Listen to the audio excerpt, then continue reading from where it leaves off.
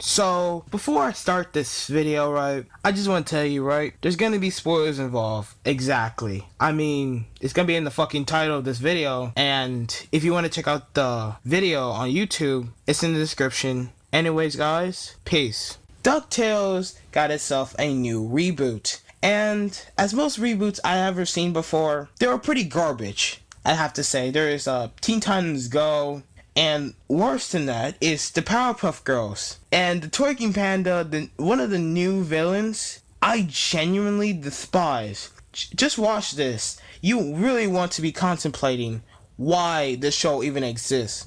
It's party time! So, I haven't watched the original DuckTales or even the DuckTales movie in fact matter. So, maybe after this recording, I may either watch an episode of the original DuckTales and also the movie itself to get some context as well. Let's get started with this episode review with a plot.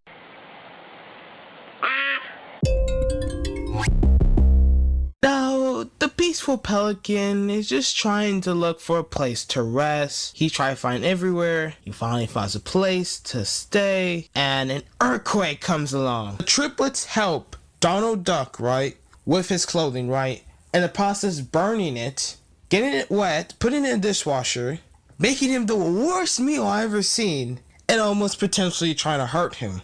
He calls out the babysitter, realizing that the babysitter was somewhere else, and then Donald Duck couldn't trust him in the house for more than 2 seconds after he left, realizing that Dewey, the blue triplet, right, started up the engine.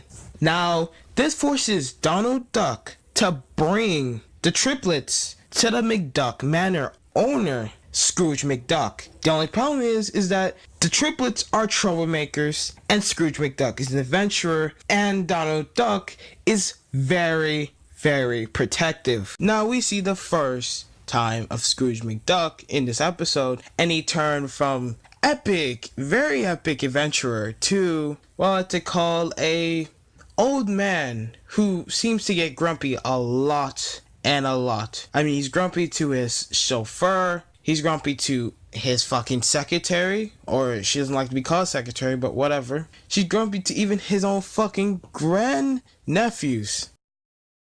Donald and Scrooge both have an argument. Scrooge takes the kids in his house and then is bothered by the fact that they keep asking him questions and then lock in a fucking room with fucking marbles. After Dewey breaks the knob with the marbles, he gets captured, then meets this new character, and then apparently they're friends. Somehow she's very interested into this McDuck family and decides to go into the vent as well. Scrooge puts on the scuba diving outfit, and as the housekeeping is talking about him getting all these things, right, they talk about the family issues, right, and apparently she says that she hasn't seen them in over 10 fucking years. And then he says these exact fucking quotes, and family are nothing but trouble. And that really did a number to Dewey. They stumble on a secret museum of stuff, right? And now we have showing a lot of cool things, such as the Medusa's gauntlet. But this is the problem, right? You know this guy, Louis, he's just calling dibs on everything. He was just being the plain person. Dewey, on the other hand, is trying to look through everything and call the photo that Donald Duck's in Photoshop. Switches over to Donald Duck at the waiting room of his new job, and as he saw the girl over with her resume being neat, he tried to staple his as well. Getting aggravated, he started to throw a fucking tantrum as soon as possible. They unleash, and if I terribly butcher any kind of name, I am terribly sorry. They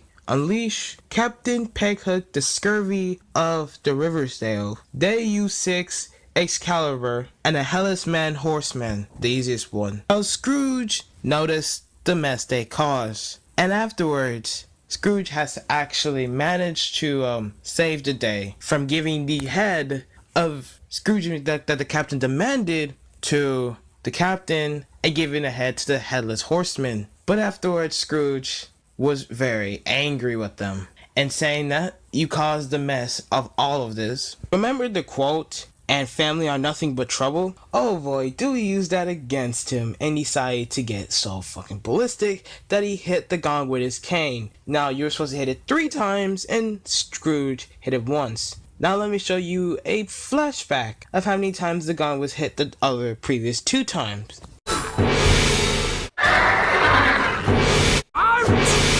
This unleashed the gold hunting dragon known as Hishu. And now, as you know, Scrooge McDuck owns a vault full of gold. So you know Scrooge is going to have a hefty amount of time trying to save his gold reserves from this gold hunting dragon. So now this prompted them to actually go and chase after the dragon. Then they find a plane and a pilot of the name Launchpad to go after the dragon to save their uncle. Now we go on to Scrooge trying to stop the dragon in 1 in 3 kinds of ways. He's trying to get flying off and doing some risky fucking things to realizing that he's gonna fall. Miraculously enough, they were at the right place at the right time, saving Scrooge McDuck from certain doom into the water. Now they devise a plan to stop Hishu, the gold hunting dragon, and that involves the Medusa's gauntlet that Louis smuggled in. They devised a plan to save their gold reserves by letting Scrooge dive in to use the Medusa's gauntlet to stone the gold hunting dragon. And when that worked, Scrooge was flying into the air, but managed to dive in from the old flashback we've seen about him. But Launchpad got pretty distracted and flown the plane to the ground. Now we go up to the final end of what we like to call the disaster. And Scrooge looks to be mad at them, but is actually happy. And now, well, applauding them for their gracious efforts to save him. He does say the quote, and they are nothing but trouble, but he says, but I miss trouble. And now they're going on to an adventure to Atlantis to get themselves into trouble properly. Now Donald Duck is back again, and he got the job for an employee with this Scottish billionaire. We're only 26 minutes and 15 seconds into the actual episode. Now we're gonna take a break from the plot and go on right to the list of characters we have analyzed throughout the episode. Let's get started. You know it's every day, bro. It's every day, bro. You know it's every day, bro. Starting off with the main character, we know Scrooge McDuck, the self-proclaimed billionaire in Ducksburg. And now we see in the first part, he's basically turned from adventurer to recluses. And, well, it's really doing a damage on their trust between Scrooge and the triplets. Scrooge is a very brave person. Mainly he can read 3 things. The Day-U-6 Excalibur, Captain Peghook the Scurvy of the Riversdale, and the Headless Man-Horse. They all team up together, and again, Scrooge really didn't have much of a scared side to him when he was fighting them. He was just brave enough to be smart enough and witty enough to fool the captain and the Headless Man-Horse. I could have my various speculation that Scrooge is what I like to call a fucking cheapskate. I'm not talking about Mr. Krabs fucking cheapskate. I'm talking about, I kind of hoard all my gold in a vault. Kind of cheap, I'll have to say. But honestly, Scrooge is the main protagonist of this episode. We have the triplets known as Huey, Louie, and Dewey.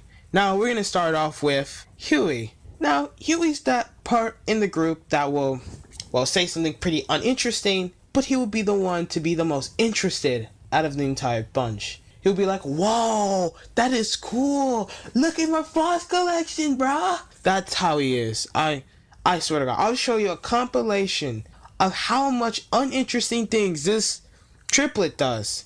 You were supposed to signal before you started the boat, Doofert. Kinda it. We're just a normal, boring family.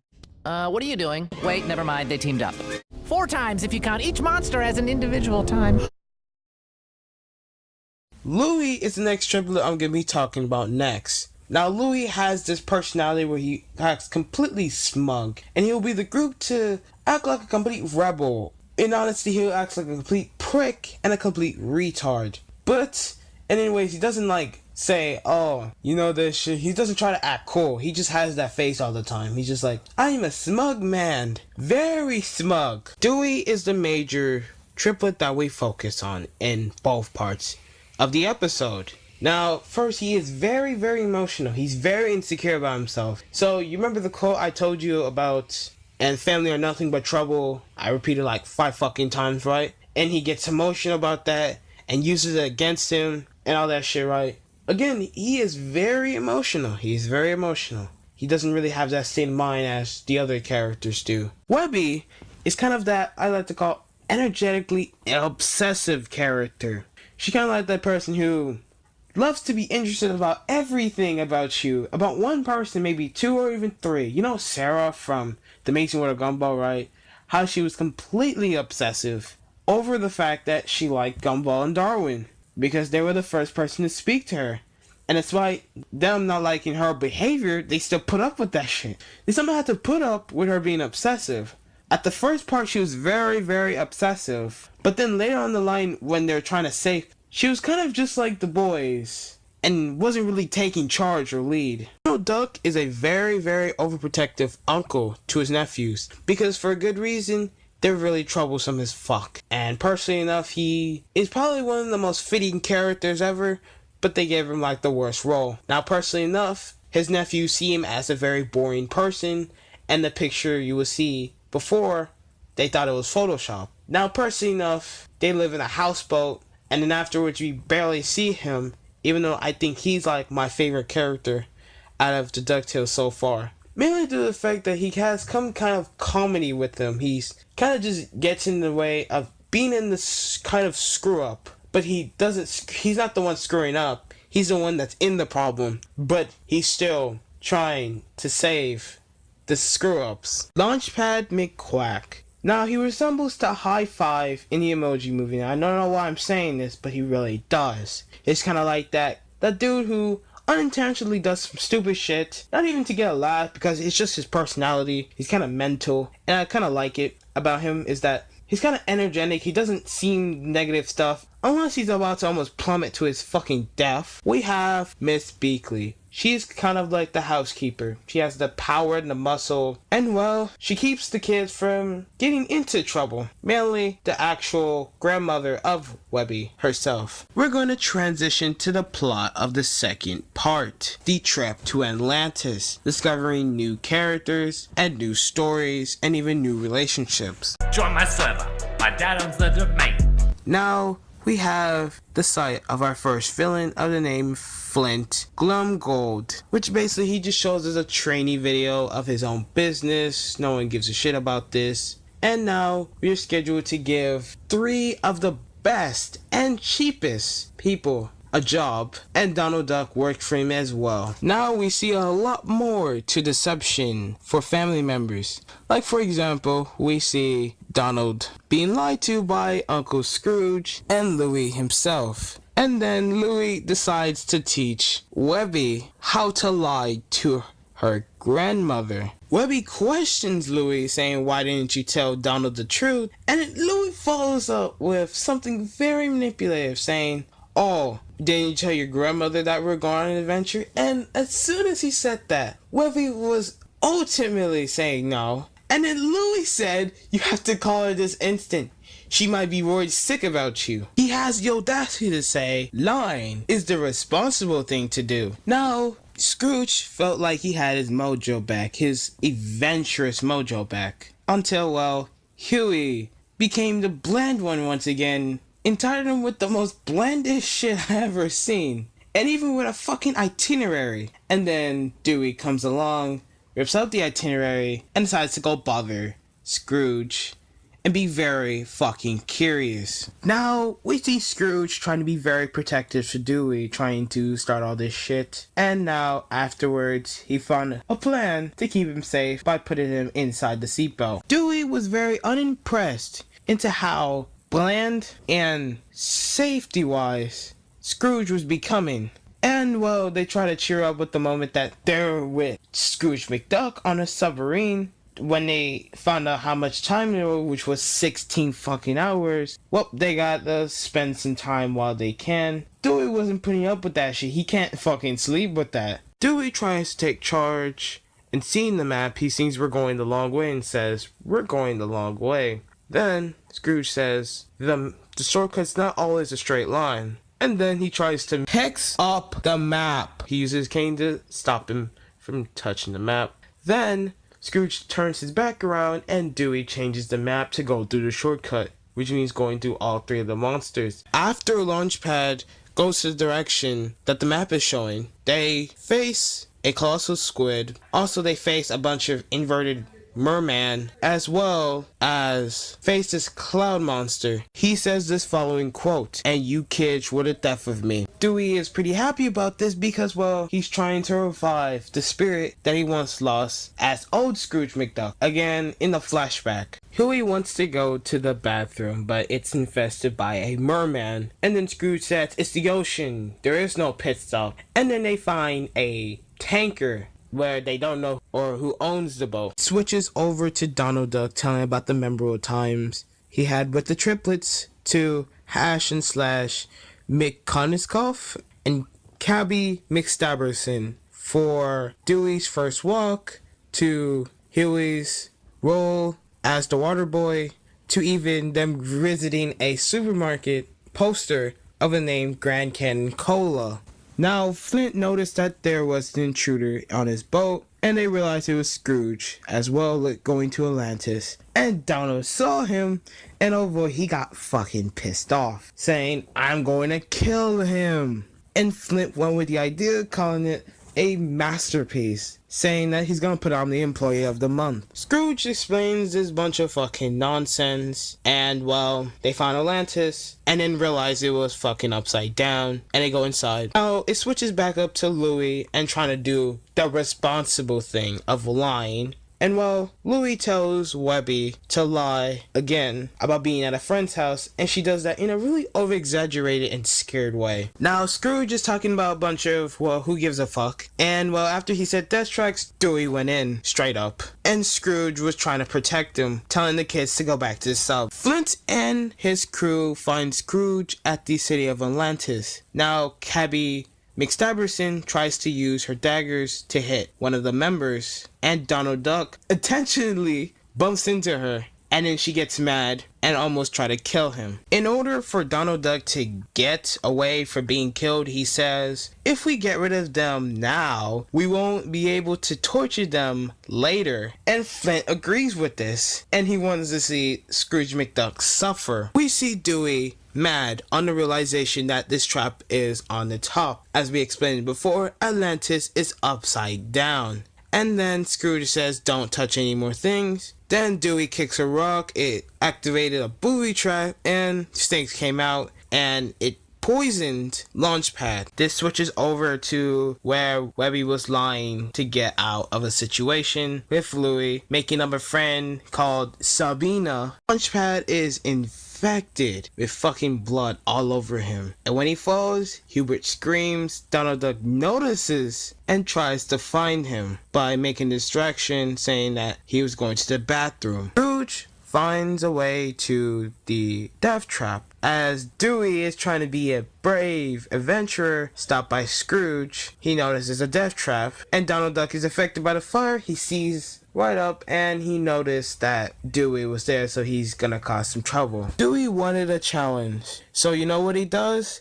He goes through the lasers like he thinks he's a fucking savage. And on the bottom, we see Donald Duck trying to protect him, and he just dances like a retard he is over the lasers, thinking they weren't gonna hurt him. But honestly, he was slow enough to even get his ass killed. He still has his feet on the laser, not even noticing Donald Duck is holding that shit together, and he is fucking exhausted from doing this shit. And now Scrooge decided to zipline to be a little bit more impressive, but Dewey wasn't impressed, and they started to have a little fucking feud. You've got to work smarter, lad, not harder. Lad, I don't call you old man. No, get back, you're old!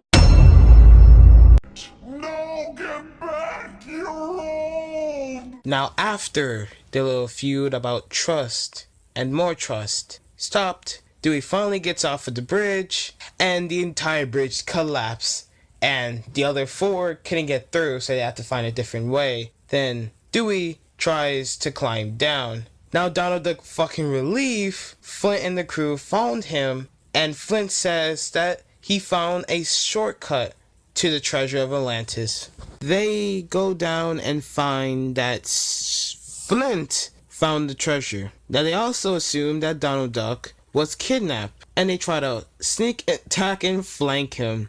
Then Donald Duck noticed, and then they kind of had a little argument about where the triplets are, and then Flint betrays Donald. Now we are back on the lying deception train from Louie and Webby. Now Webby makes up another lie about Uncle Hampshire from Sweden for some reason, because she's talking to her own fucking grandmother. Flint finds the other four, and now he tells his employees to take them down.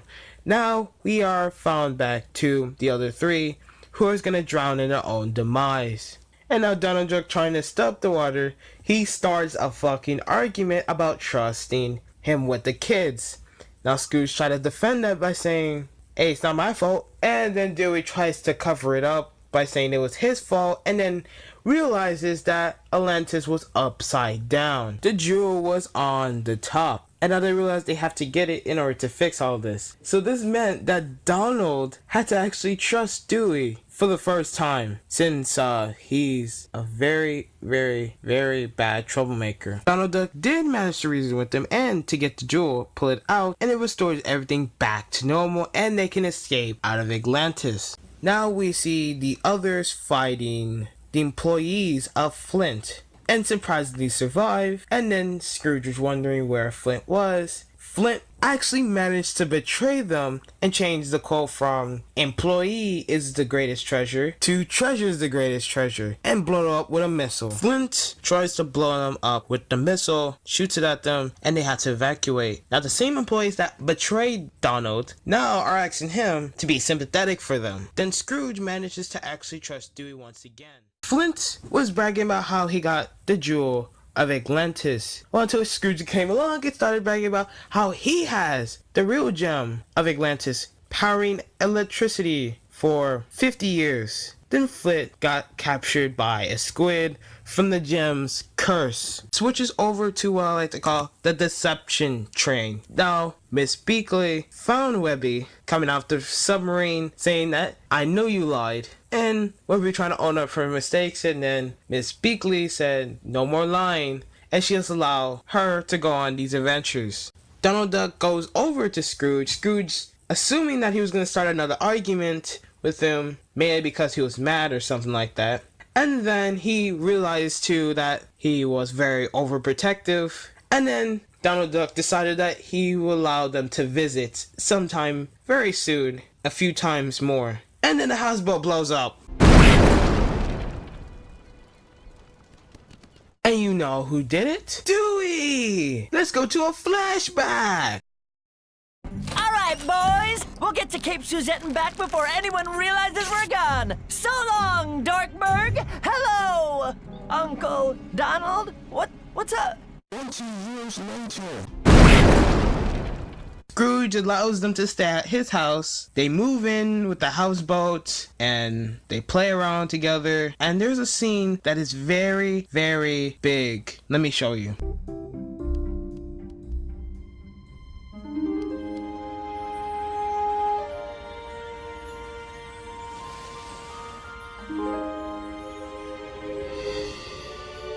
Mom?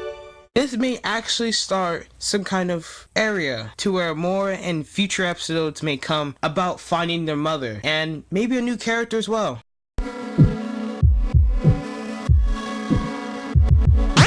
We're going to continue on to acknowledge the new characters that came along in the second part. I'm not going to go into depth with Huey because, well, this compilation will show you how bland he was in part 2. Remember when I said he was more apparent to his blandness in part 2? Well, his words turned into actions. Oh, bingo! I love road trips. I've got snacks, a playlist of traditional sea shanties, matching family road trip shirts. But according to the travel itinerary, shanty time! Can we make a pit stop?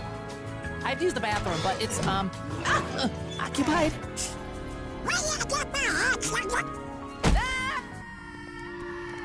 In the episode, the triplets were asked who was the evil one, and, well, they pointed at Louis. Who's the evil triplet? Louis.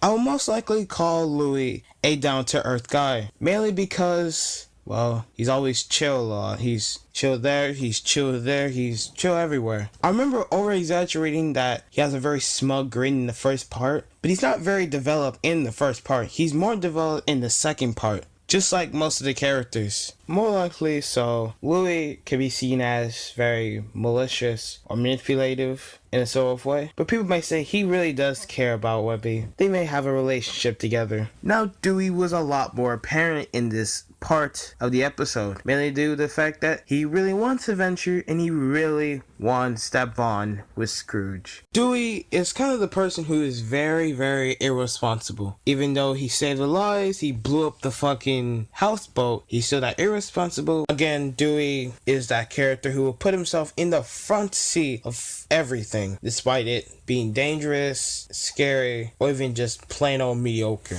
Scrooge McDuck turns from a reclusive old man who's very grumpy and cares the business wealth into an adventurer who's very overprotective over his own triplets, especially Dewey himself. Scrooge to regain back his own mojo with the adventures of the trip to Atlantis because he has a very struggle dealing with the triplets, especially Dewey. With Webby's very energetic and enthusiastic tone, the very incredible agility. She's very gullible. I mean, Louis can manipulate her a few times just to lie, even if she knew that it wasn't the right thing to do. Donald will be that kind of character that will ignite the story to go into a different pathway, even if it's gonna be working with a villain and getting betrayed by a villain. Realization though, he starts to deal with these triplets, especially Dewey, the one who is the cause of the explosion of the houseboat. Lunchpad hasn't changed significantly. I mean, he's still that kind of chubby sidekick who makes all the late comedy. Miss Beakley isn't really in the part until the end of the episode, basically. But she was a really essential part to the whole Louis and Webby line part. We're introduced to a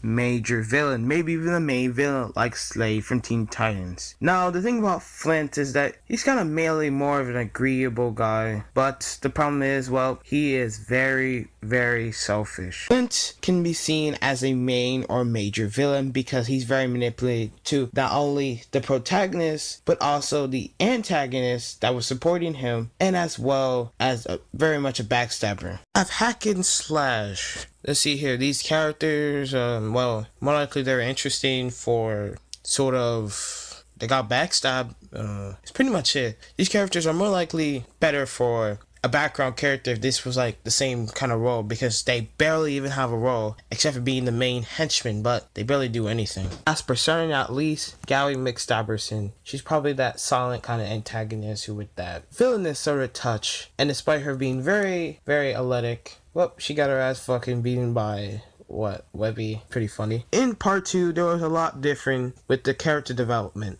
With character development before, it was kind of just like, okay, basic level, hello, or meet and greet. But now in part 2, we're experiencing that kind of experience with a big trip. Now, I know I spent probably a majority of the fucking episode just talking about the plot, but now let's talk about the conflict in part 1. Part 1, the conflict was mainly, hi, my name is Scrooge McDuck, and the relationship between him and the triplets. Now, and purposely enough, there were smaller issues as well, like fighting a Captain Ghost, fighting a headless man horse, fighting against a gold hunting dragon, which his real name I fucked up on, is Pishu. First part, I think the main conflict is to build relationships or build bonds, trust, and meet people. I think that's the major conflict. The two conflicts that people may interpret as the main conflict would be the trip to Atlantis and Flint Glumgold. Yes, his name is fucking hard to pronounce. It's like a tongue twister. But I don't think it's really the main conflict, because the main conflict was from the beginning to the end about relationship bonding between Scrooge and Dewey. The reason why I say this is the main conflict, because it's the most effective. It's like the most harming of the conflicts. It can kill them, it can save them. It's just probably the most effective one. The trip to Atlantis is the big story, but I think what is the big story to everything, the big conflict, is the trust bond between Dewey and Scrooge. Don't get me wrong, it is a major conflict, but on 22 minutes, right, that's the start of the part. 28 minutes, that's when Flint saw Scrooge. 35 minutes, Scrooge saw Flint. And you see there, right, it really doesn't correlate the fact that Flint doesn't really even affect their mission to Atlantis, and not even when they're going to the death traps either. They only were a problem after they got the gem. A major conflict that wasn't really effective to like the plot, real plot, or like the main conflict was to deem the deception train. This conflict is very important because it can set up to the future character development in newer episodes. There are minor conflicts that can seem more like problems. For example, trying to escape out of the drowning trap. Also, fighting Flint's crew, or even fighting those monsters. A lot of minor conflicts that can seem to be setbacks, but not that much effective. The first conflict was mainly focusing on meeting the characters, because if you don't know the fucking characters, why the fuck do you like them? And the second conflict was mainly building up relationships, bonds, and also character development.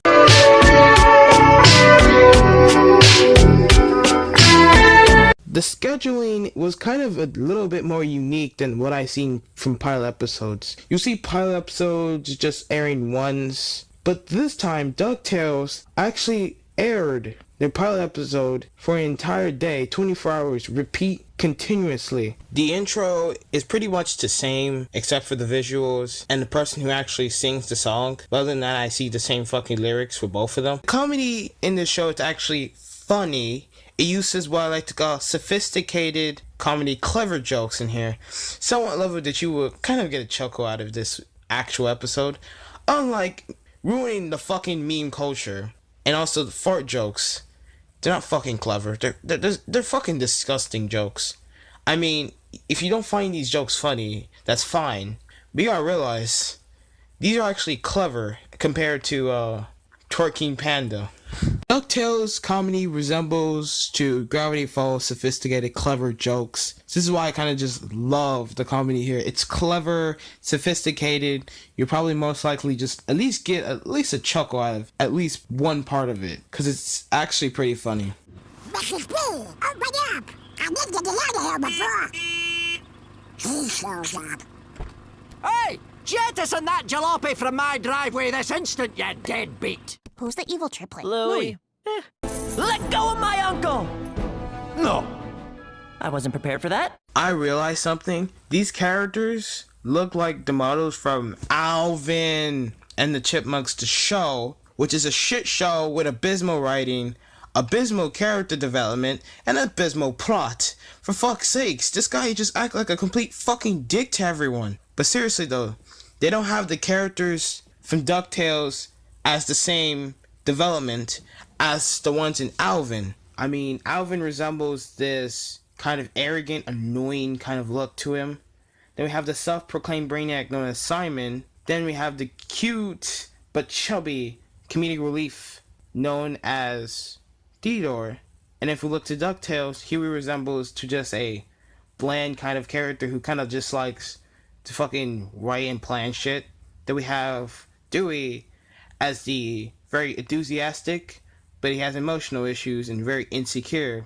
Then we have Louie, a smug, very chill kind of character, but he's kind of just a prick. The difference between Alvin and the Chipmunks characters and the DuckTales characters is that the DuckTales characters are actually likable and don't have a level of obnoxiousness. But then we have Alvin and the Chipmunks, just a level of pandering, low effort, low quality garbage that is so fucking annoying. Duckbird the equivalent of Zootopia and also Finding Dory. And the reason why I say this is because there's a mixture of animals, mixture of character, not just ducks. And it's not poorly placed fucking characters like fucking Sing. I have compiled an entire list of animals besides ducks and also dogs. I've seen a lot of fucking dogs in this one. I don't really know because they look so fucking weird. Let me just show you this.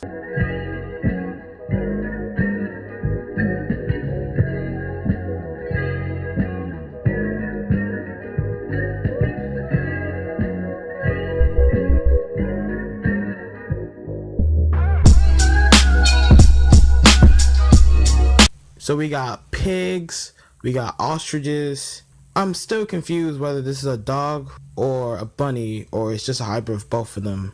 Please tell me. A horse, a dragon, it just dies afterwards. Are they foxes or are they coyotes? Okay, I checked those like 2 seconds later and they're neither of those things. They're actually wolves. Yes, that is a true statement. And we also have normal birds, or what is that to call a gray species of birds. Hack and Slash, the Russian man with Russian accents. No, I'm for real, they have Russian accents. Shout out to No Fuckers here, probably was involved, I don't know. Hello Blazers, No Fuckers there, how you guys doing today? Welcome to Now, these kids are played by adults, which makes people very impressed because they can impersonate really, really small kids. Now, this isn't really a shock or even a new concept because, in fact, Rugrats was actually played by a bunch of adult actors. I think DuckTales will be the successor of Gravity Falls. Now people may say, oh, it's Star vs. the Forces of Evil. The thing about Star vs. the Forces of Evil and Gravity Falls is that they're both two different shows and the concepts are two different things. They might have some of the same concepts that are the same, which makes the show perfect in my sort of way. I think they're both going to do different concepts, and that's why I say that Star vs. the Forces of Evil would not actually take the place of Gravity Falls, but DuckTales would. And you know also Milo Murphy's Law is also a successor to Phineas and Ferb. Not just to creators, but it just brings over the comedy, random surreal comedy that Phineas and Ferb had and put into Milo Murphy Law. And it makes a really good show. Despite me praising this show for comedy, there are a few flaws, maybe a little bit of nitpicking errors, but some of them are flaws or just one in particular. One nitpick I would like to address, right, is when Scrooge opens the garage, right, you can see the two triplets have changed, and then when it shows to their faces and reacting, you can see that they change back. I don't know why. That subtle change was nobody gonna notice? I noticed that shit. I'm a nitpick and I'm going to criticize you for that. Fuck you, Disney. Now, there's a flaw that really just bites me under, and that's Donald Duck's voice, because the syncing with the duck voice and the human voice is really impressive. Even from the shows he's been in, he still had the same duck to human voice. The only problem is you can barely understand him. For like 50% of the time, it's gibberish, and then for the other 50%, it's more likely monotone English. So, to the second episode, tone down the duck voice and try to make it so that it doesn't become a huge problem in the episode. Stop helping me! I put in an address! What if the Boathouse Clown want a babysitter's here? Now remember, when Thomas at 9, and no sugar after 7. I think DuckTales will be a successor to Gravity Falls and a replacement to what Gravity Falls left in Disney XD. While Disney XD can fill it with the most teen-pandering garbage, and also Markiplier and esports, we can have some really good shows, such as Star vs. the Forces of Evil, Milo Murphy Law, and when DuckTales actually gets its second episode, I really want to see improvements like Donald Duck's voice. But then at the same time, it should be able to cloud out the garbage such as Pickle and Peanut. The abomination, I think, ruined Disney XD. This was a very fucking long video. It took me like fucking 2 weeks to make. Anyways, guys, Peace.